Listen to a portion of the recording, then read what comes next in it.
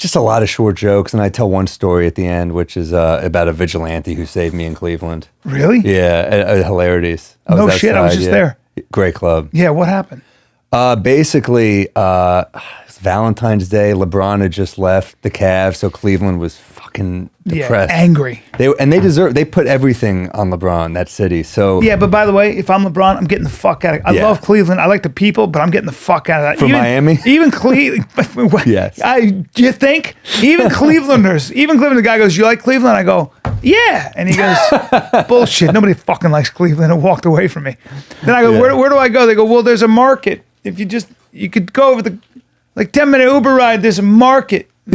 Saw a market, and that was it. Yeah, a market, or do you want to fuck Cuban models for an entire basketball season? You're going Miami. Are you going to fucking Miami? So, basically, I met a girl after the show, and she was there with a guy, but they weren't dating, and we kind of hit it off, and he was buying me drinks to keep an eye on me, so I was like, all right, whatever, I'll take the free alcohol. And then he left for a second. I just asked her, do you want to leave?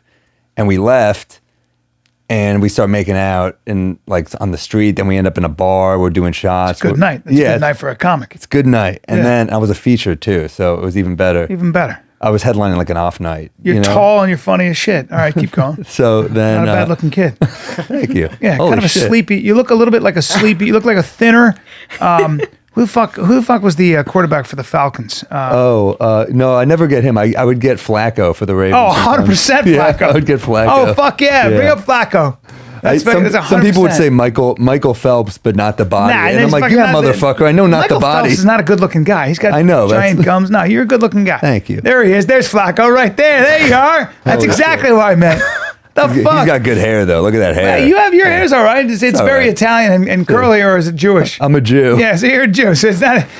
You're like a Jew who looks a little bit Italian, but then you look at your hair and you're like, well, I mean, Flacco. Yeah, Flacco. That's the Italian version. If Flacco was a Jew, he'd be you, and that's the Italian version. Calling a Jew Italian is almost a compliment because it just means that we're not neurotic. Well, the Jews would always play Italians in the mobster movies back in the day. So James Caan played Italian. James Caan's Jewish. What's the name? Who's the Jew who played the Mexican in The Good, the Bad, and the Ugly? You know what I'm talking about? Eli Wallach. Yes. Fucking Eli Wallach. Good call on that. Eli Wallach. That's right. He lived to like 99 or something? Yes, he did. Yes, he fucking did. I met him once. Did you? Yes, I did. He went to my acting school. Damn. He was a great actor. And he said to me, he goes, do everything. Do it all. I don't give a shit if it's on, and he was so good. He goes, I don't care if it's on a cruise ship. I did everything. And that's what I did. That was my motto. I never forgot that. I never said no to a goddamn thing. I did it all. That's so smart. He was phenomenal. He was a great actor. Great in that movie too. Look at him. Back in the day, they weren't wearing sunscreen. They were all sweaty. They were sweaty for fucking real.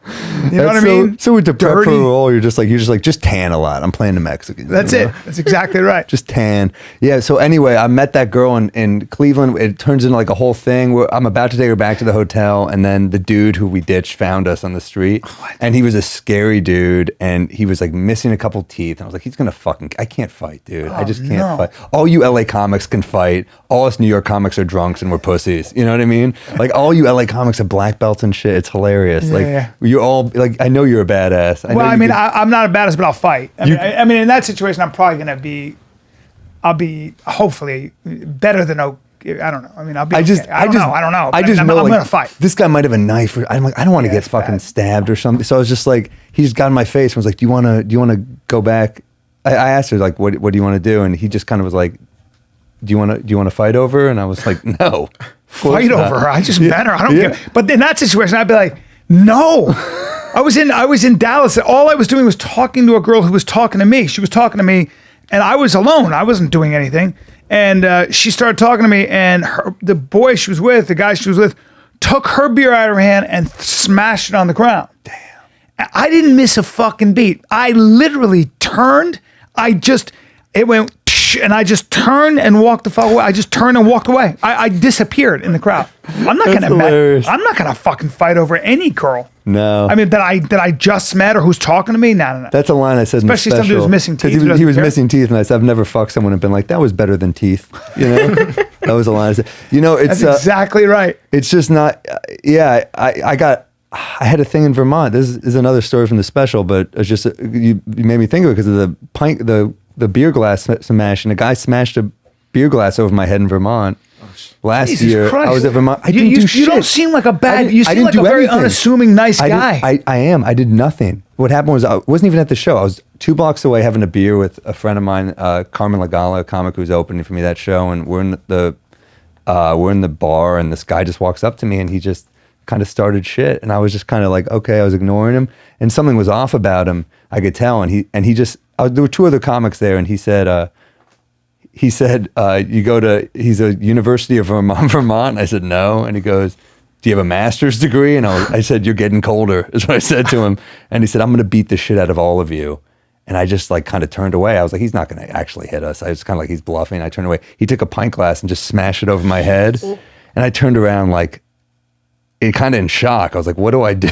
You know, Yeah, there's 2 other guys here who will fight. I know they stood up with me. For me, I'm always getting ready for that moment, And it and never there's no comes. way I would have turned around. I would have gotten position.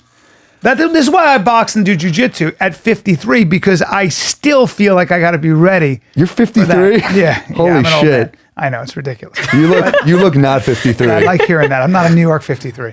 It's the air. It's the air. But If you lived in Cleveland right now, you'd look like shit. Oh yeah, It's LA. I'd be hunched over my But I also work out like if I'm a mess. Yeah. I work out. I still train. That's all. You look insecurity. amazing for 53. Holy shit. Thank you, sir. That's insane. I'll take that. I'll take that. 7 years away from 60. Not bad. Not bad. I thank you. Well, the guy anyway, I found out he's a therapist. The guy who smashed a bottle over my head. He's the pint glass over my head. He's a therapist. His wife had just left him. Because I was talking to the victims I hate that fucking word too. The victims. I'm a victim. Yeah, but the victims advocate in Vermont, and she called me, and he went for the cop's gun when the cops got him. Oh no! So that he was hoping the cops would shoot him. He was trying to die. He was trying to die. Oh. But so now it's like a felony, and they were like, "Do you want to come out here?" I was like, "I'm not going to come out there to deal with this." So the guy was having a moment. He was having a moment of madness. I'm not gonna. There's not a shot I get on 2 planes to go. Testify. No. First of all, I feel like a pussy. Second of all, I'm just not doing it. I turn my back. My bad. That's how I look I at should have it. turned my back. No, I that's literally. I'm always ready for that.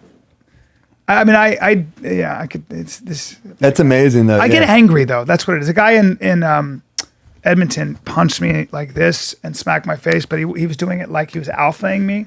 Oof. He was big and he was with his group, and I could tell he was the alpha. And he went bop bop bop and went like that. And I had been working on this Greco move, where you reach up. Daniel Cormier did it to Frank Mir, and I wanted to know how to do it. My friend's a wrestler, so I got underhooks. I grabbed him like this, and I did this what's called a knee pick. I don't even know how to. Well, I'd practiced it because I'm that much of a fucking idiot. And I went. I yanked. I pulled him down, and as I let go, as he fell, I grabbed his ear and I pulled his ear really hard. Wow. And he fell into the waitress, and he got drinks all over. And then he said. And he just was so in shock, and then I slapped him. Like I grabbed him and I slapped him, but I did it not in a way where it looked like I was fighting him. I did it in a way where it looked like I was, doing it back to him, and I was just more. I was aggressive, and I think I said something like, I said something really weird, like I'm a chimp. Because I felt like one. I felt strong in that moment. I was so angry. You took down a big dude. Well, it wasn't. Yeah, he didn't expect. He was. Yeah. But it was. If you had seen it, you wouldn't have known what I was quite doing. He just didn't know either. But I slapped him. I went whack, whack, and I was ready to fucking. I was so mad, but I was smiling, and I think I went ah. I go, I'm a chimp, bro. Careful. And then I walked away, and then he sent me drinks all night. Oh my And I said to God. the waitress, I go. I can't drink. I can't do this. But so fill it with water or iced tea. Because he sent me like a brown drink, and I think it was like Jameson's or some shit. And then he sent me vodka or tequila, whatever the fuck it was. But he kept sending them to me, and I kept going, all right, water. Anyway, it was I That's so weird. I forgot that story. He kind of alphaed you, and you alphaed him back, and then you got. Well, I just got angry, man. But I've been working on a particular move. But you bullied a bully. You bullied a bully, and then he turned nice. I fucking hate that about people. Yeah, but bullies make me. He was just being he was being the alpha guy, and he was a big, good-looking guy. So I already hated him for being bigger than me, and it's all insecurity for me.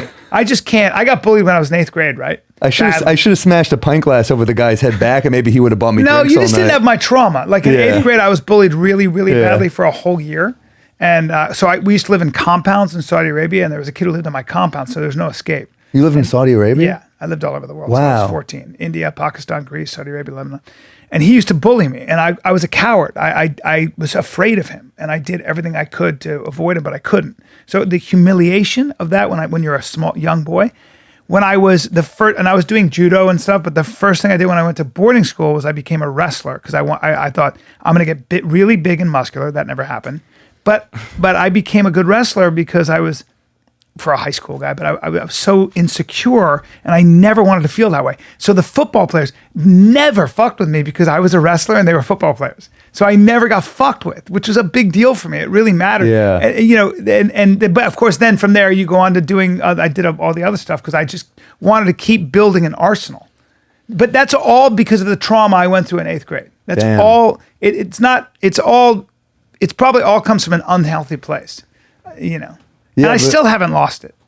Because I would hate if somebody did that. I know. Well, Brendan's been with me. Brendan Schaub, who can fucking pull my spine off my head. Yeah. And we were at a place in the valley, and the guy was.